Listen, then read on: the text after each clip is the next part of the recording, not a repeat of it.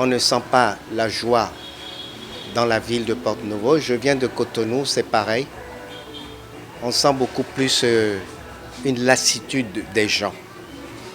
Pourquoi je dis lassitude? C'est que ce qu'on attendait, on ne le trouve pas. Je vais vous raconter une histoire. Mon père, Victor Louis Patterson, a été l'un des tout premiers à créer le parti UPD, Union progressiste Dahoméen, en 1944 ou 1945, pour envoyer les premiers députés à la Constituante et ensuite à l'Assemblée nationale française. Il y avait l'UPD, ensuite il y a eu le PRD, il y a eu l'UDD, etc. Je suis né il y a 65 ans. Donc, je n'ai pas vu l'UPD, mais mon père m'en a beaucoup parlé.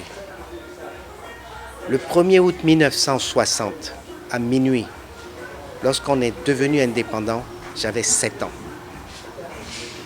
Et je me rappelle comme si c'était hier. Papa, étant aveugle, a été remplacé pour les festivités par ma mère, qui est encore vivante. Elle a 92 ans. Ce jour-là, papa était fier. Nous étions fiers de devenir indépendants. Parce que à minuit, on a commencé à tirer les 21 coups de canon.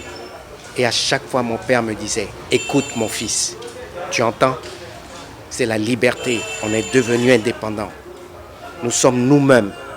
Mais nous sommes nous-mêmes et nous le serons, nous le deviendrons par notre travail, par notre courage, par notre intelligence.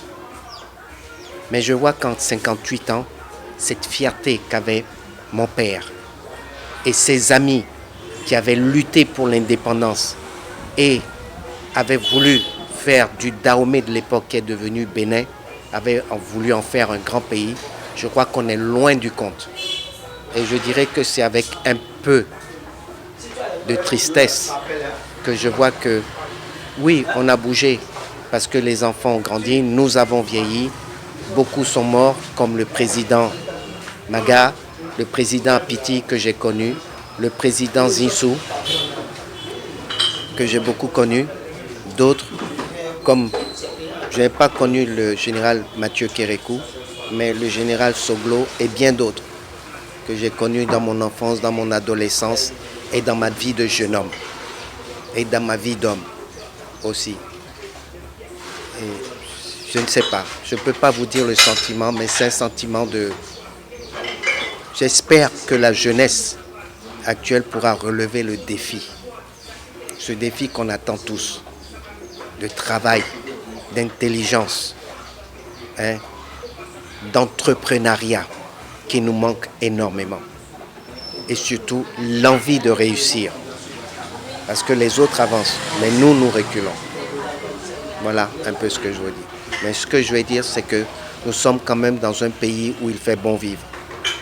Mais chacun peut y trouver son petit coin de bonheur et son petit jardin secret, à condition de savoir le creuser et de trouver la clé qui rentre dans la serrure et qui ouvre ce bonheur-là.